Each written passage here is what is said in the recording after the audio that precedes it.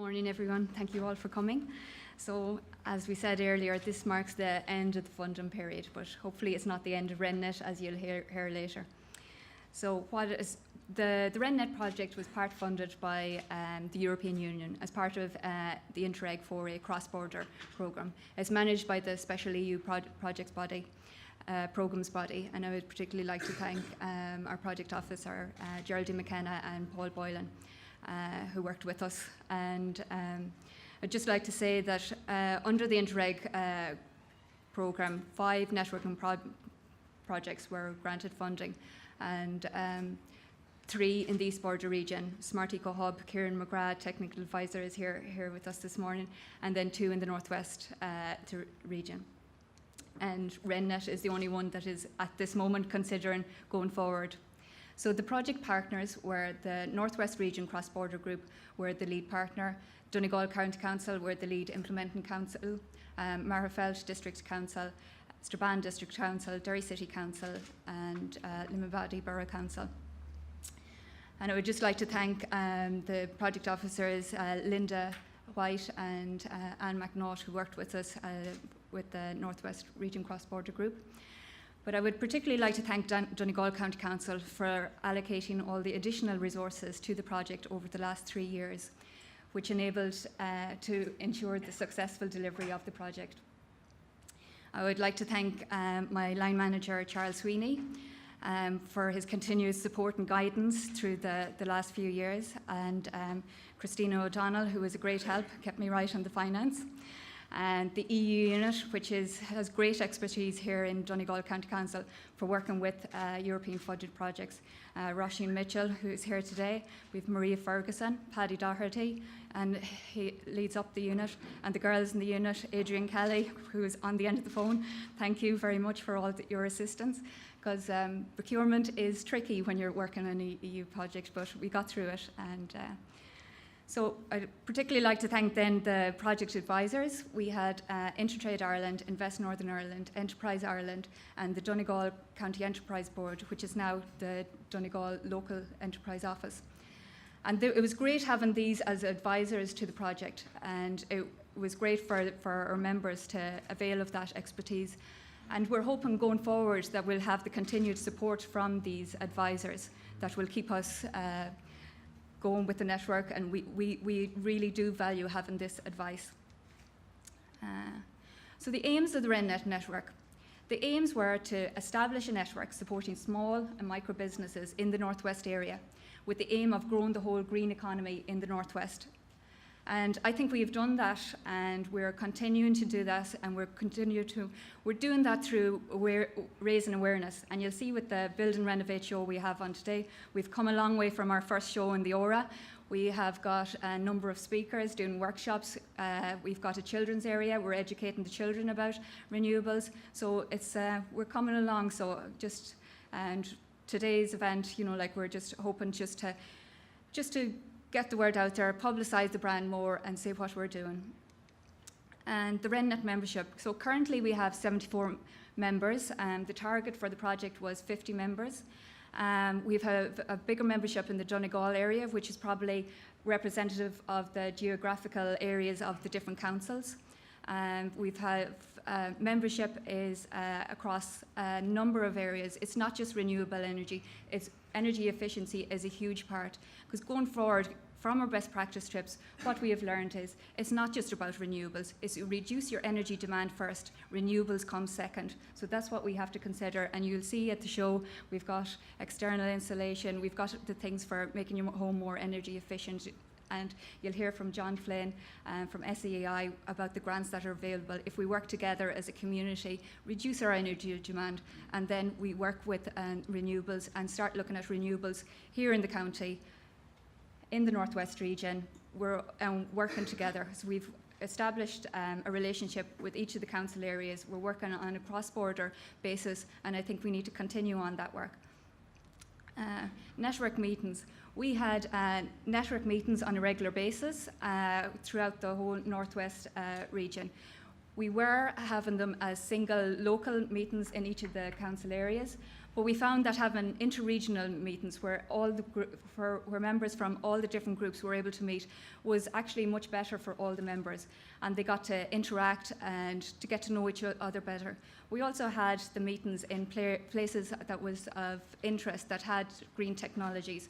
We've had an open day actually in Barnes Court Estate in Newton Stewart, where they had a solar array, and they also deal with biomass.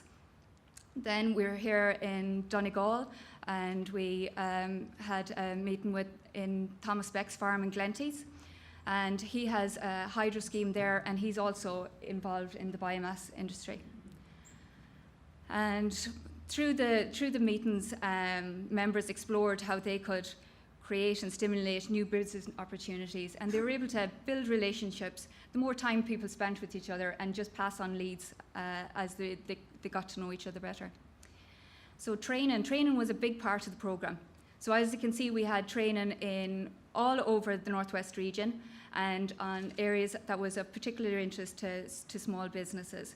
So marketing was a big thing for small businesses. Funding, where to find funding. Tendering, we had big attendance at the tendering workshop, and the trade show. Siobhan Grant gave us an excellent talk about how to prepare for a trade show, to do your sums, does it stack up to do your trade show, and people got an awful lot out of that training. So, and what we did as well, we surveyed all the members to see when training would suit the members, and it was decided evening times were better, because they were all small businesses. They couldn't afford to be away from the business for very long periods. Some of them, even though they wanted to be at the training, couldn't be at the training because they are just a single person. They're very small businesses.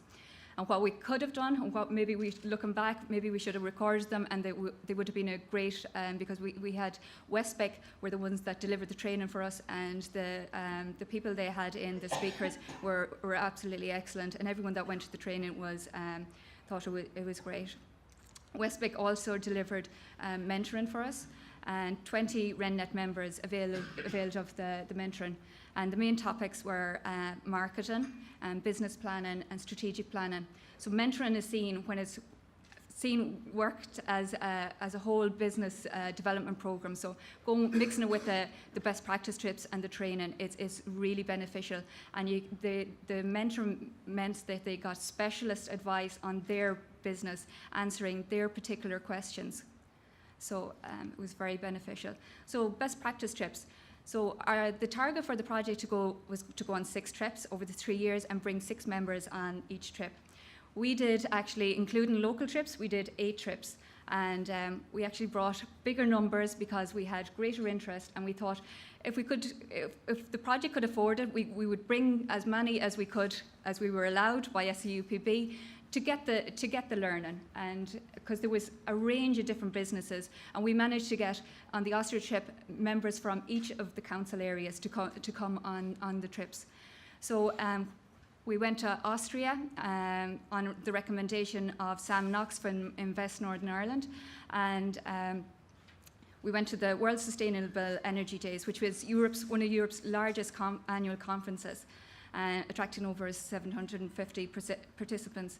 So it was, you can see there, there was actually, it was really interesting. There was so many different conferences on different topics. So this was one on the renewable heat, and it shows, you probably doesn't see there, the renewable heat there, and it shows how far Ireland has to come. Austria is in the middle, and to meet 2020 targets, Austria is quite a flat curve, whereas Ireland is a very steep curve. We have a long way to go if we're to meet the 2020 targets for renewable heat. We met Christine Egger. We're photographed with her. She was head of the energy agency over there. And it's amazing to see Upper Austria is where we were, and Upper Austria is just the same size as Northern Ireland. And it has grown from the 1990s. It was forward-thinking farmers decided to start growing more woodland. And from there, the whole industry has grown. And now they supply, I think it's up to 75% of the biomass boilers to the whole of Europe. So it just shows, and what they've done there, their network, they have grown the Renewable network. They have businesses. I think there's about 500 businesses in the network, and the returns to the economy are like billions. It's just amazing. And that's groups of all different businesses, competitors normally, but they all come together because they see that if they all come together, you grow the market. And if you grow the market big enough, there's plenty for everyone. And that's what we need to do here in the Northwest. While we were there, we also met up with the Smart Eco Hub, which is, like I said earlier, is a network and a sustainable energy cluster from the East Border region. And we had a networking dinner with them and with the Austrian embassy, which was very interesting. And as well, during the show, I talked about, we went to this a show, and they had organised business-to-business meetings. And a lot of the business-to-business meetings were organised before we went over there. And a lot of those were with RenNet members and Smart Eco Hub members, actually met when they were in Austria. So it was great, a good networking trip. As part of that trip then, we went to the Energy Sparmess trade show, which is Austria's leading trade show on renewable energy and energy efficiency.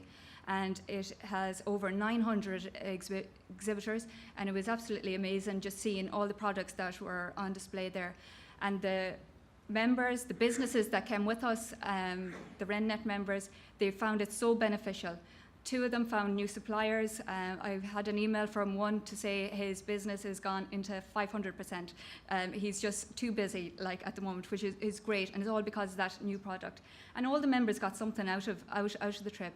Just seeing the new products, even just seeing the way the trade shows, the displays, you know, it was really good. And just the whole range of stuff that was on display there. And Michael Kavanagh, I'm actually getting Michael Kavanagh to talk after Christy. I went around with him for a short while, and we were looking at the boilers, the biomass boilers, and he was asking. It was interesting to stand with a supplier, you know, and the questions he was asking was about the kilowatt, the output, and for like the hot water system and what kilowatt output it was, and they have very low compared to here. And the reason behind that, even though they're colder, is because their homes are so well insulated. So it was like most of the time they just rely on space heaters because their homes are so well insulated. But that's something, hopefully going forward, we're going to start looking at that.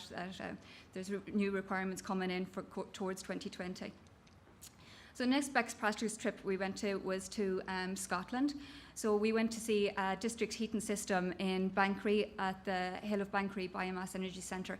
So that was amazing to see just the sheer scale of a district heating system and all that's involved there. And they have just the slide there in the middle, 1 degree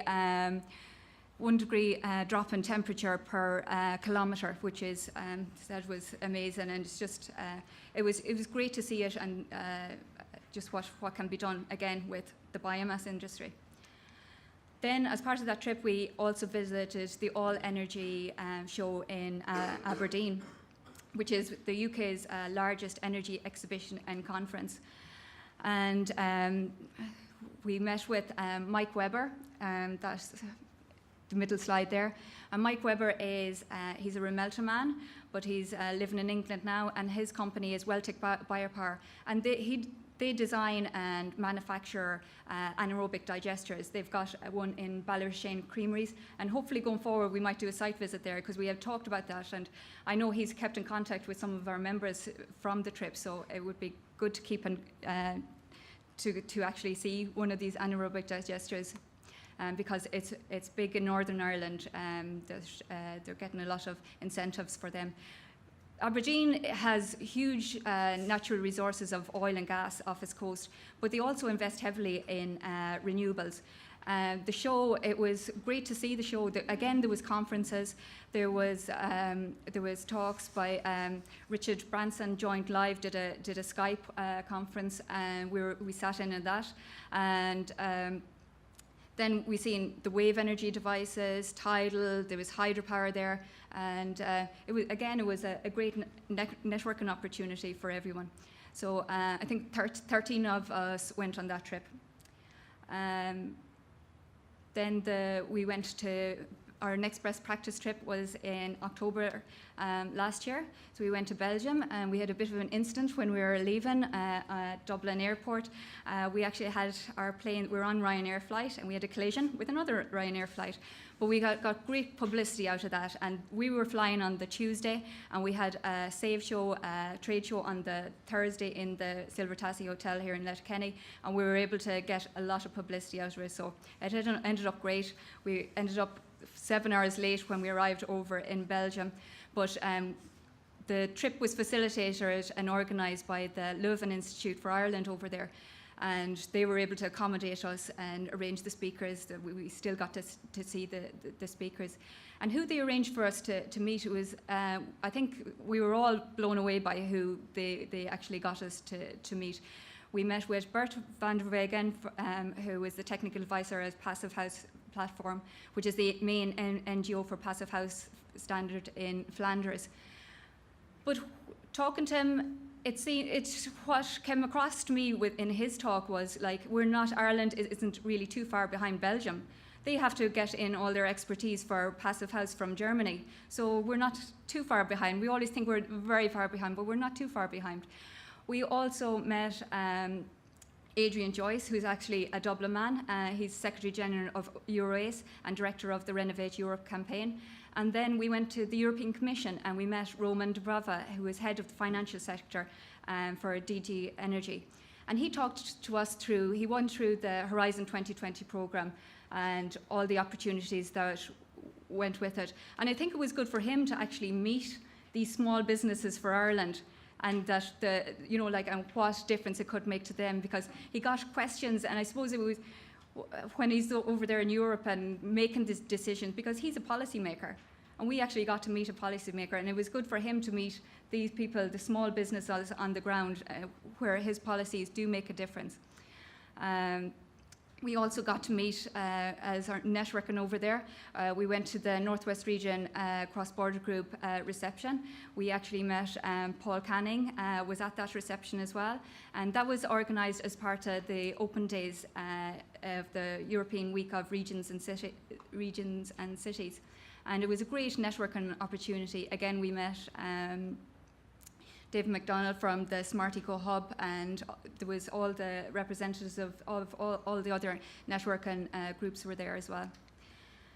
So in Belgium, while we were there, we actually availed of a building, there was a trade show on, and this trade show, the Bilty trade show, it's an exclusive, actually, business-to-business platform where the largest contractors and manufacturers of major brands from the construction industry meet, and they luckily let us come in to see around. And it was good to see, they had prototypes, examples of best practice over there, and it was great for the members to see that, and it was just worthwhile to see. And again, the network, and we picked up brochures and stuff for going forward. Our last, then we went, our best practice, we had a best practice trip again in October to the Better Than Best Practice Skills and Knowledge to Achieve Near Zero Energy Buildings Conference and Training, which was organised by QualiBuild. And you'll hear from Liz O'Brien later. We'll talk about the foundation energy skills and the requirements that is coming in for all in the construction industry to get upskilled if we're to meet the 2020 targets. So what we heard of that, there was the range of training and educational opportunities that are available to help all those involved in the construction industry. And we had the first day was the conference, and the second day was the training. So a lot of the members availed of training, which involved, legislation and calculations and design. So it was very beneficial. Again, we had a group of 13 that went, so it was great network, and they had time to spend away, because it's when people have time to spend away from their normal activities, and then like-minded people together, and that's when more ideas happen, and they get to just build better relationships. We also availed of we went on a couple of local trips. So one of the first ones we went on was to Patrick Waterfield's low energy house here in Portneuf, and he's an author of The Energy Efficient Home. We went to visit EnviroGrind in Pettigo to their composting facility. And it was amazing to see the sheer scale of the operations down there, and the heat that's involved in the compost. And then we went to Gavin Winters in Dromore, County Tyrone, and he was in the stages of developing. It was pre-commission stage of an anaerobic digester. It's since come into operation, so hopefully we'll get a trip down to see it in operation then. And we went to Ballantrae, and William Holmes showed us around the hydro site there, and he kind of filled us in on all that was involved in the planning and the negotiations he had to get through to get the site up and running. And William is actually my father-in-law, so it was personal interest as well going down there. But all the group, again, from all the trips, the businesses really gained an awful lot, and again, spending time with each other. So then RenNet attended and hosted a number of trade shows over the course of the project. So one of the first trade shows we did was the Oral Leisure Centre, and that was organised by Darren Nash and Anne-Marie Lyons. I was off on maternity leave at the time, so they did a brilliant job while I was off and kept the project going and kept the network meetings going, and they hosted the RenNet show, and it was the first time members really got to see each other's products, and it was held on a Friday, so it was probably, we didn't get the footfall probably what we needed. If we had it over a weekend, we probably would have got a better footfall, but we've learned so much as we've gone along, how to do the trades and how to do it better. And for like the trade shows, this trade show was for the first time for many of the businesses that they did a trade show. So it was a great learning experience, and they got a lot of feedback, and I know they got business out of it as well. There's quite a few leads that came out of it. And some of those leads, it didn't happen on the day. Like I know some business, it just happened there late last year. So, it took a year.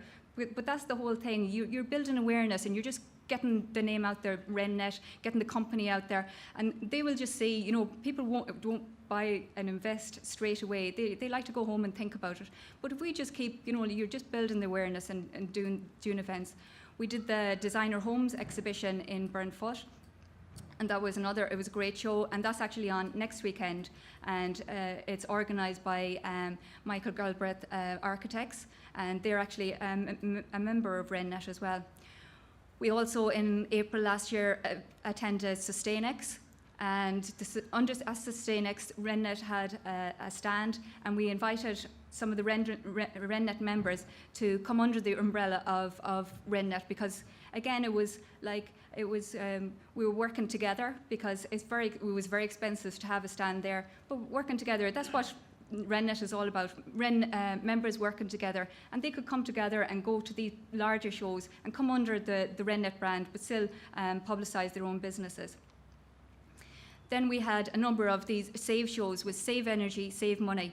So one of the first shows was in Portrush, and we actually had it for the Northern Ireland Energy Managers Forum. So Leo Strawbridge, who's the chair of that, allowed us to come along, and a few of the members were allowed to address the energy managers. And it was open to the public, and again, it was a learning experience for us. Following on from that, what we did was, as part of Donegal Social Inclusion Week, we wanted to do something that would help, the county and Donegal County Council. So we decided to hold a show that was particularly of interest to older people. And what we did was we invited, not only have our own members that had renewables and energy efficiency, but we actually asked local businesses that would have a particular interest for older people, so security firms. We had a pharmacy there, and it was a great, again, networking experience, and again, getting the RenNet brand out there, and it was good for the older people. And it wasn't just older people that came. When people heard about the show, a lot of people that were interested came along just to find out more. And what we did at that show, we gave each business a chance to talk about their own business. And again, some of that that was probably the first time for some of those businesses to talk, get up there and stand in front of a crowd, and talk about their business. What we've done here, again, we've gone on from that. We have specific workshops in the trade show. So we've them from 2 to 5 every day, and every half hour we've got one of our businesses, one of our guests, a CI, like talking about energy efficiency. What else we did, we co-hosted an event with Engineers Ireland, and one of our members, Michael Deehan, who's here today, he spoke on near zero energy buildings and the need for energy efficiency, and that was part of a whole environmental night. And Con McLaughlin, he talked about involvement with another Interreg project, the Answer project, and that is using willows for bioremediation of waste. And again, that's something we're using renewables. The willows will be harvested every couple of years, and it's a sustainable way to treat wastewater. Then one of our most recent events then was we had an awareness event in the CoLab, and what we talked about that was the Better Energy Community Scheme, and our Cahorlach, John Campbell, referred to it earlier.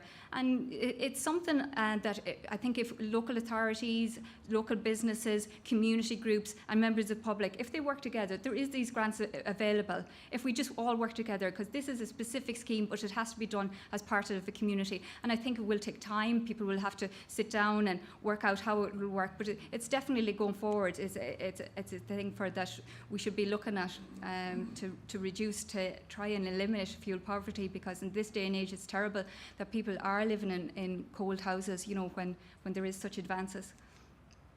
So some of the members' comments on the project, again, training was seen as a big part. They really enjoyed the training. What came across really though was the network and spending time with other businesses, the learning about each other's businesses and going on the best practice trips, and they really found it beneficial. So now I'm going to you're going to hear a few of our members. Oh, I forgot to say, as part of our networking meetings, our last networking meeting, which was actually done on the night of the Engineers Ireland event, we had our first AGM for the RenNet to discuss about taking RenNet forward. And Bert Galbraith from Galbraith Construction was elected chair, and you'll hear from Bert later. So now I'd just like to hand you over to two of our members to talk. First of all, I'd like to introduce Christy Lynch from Efficient Renewables.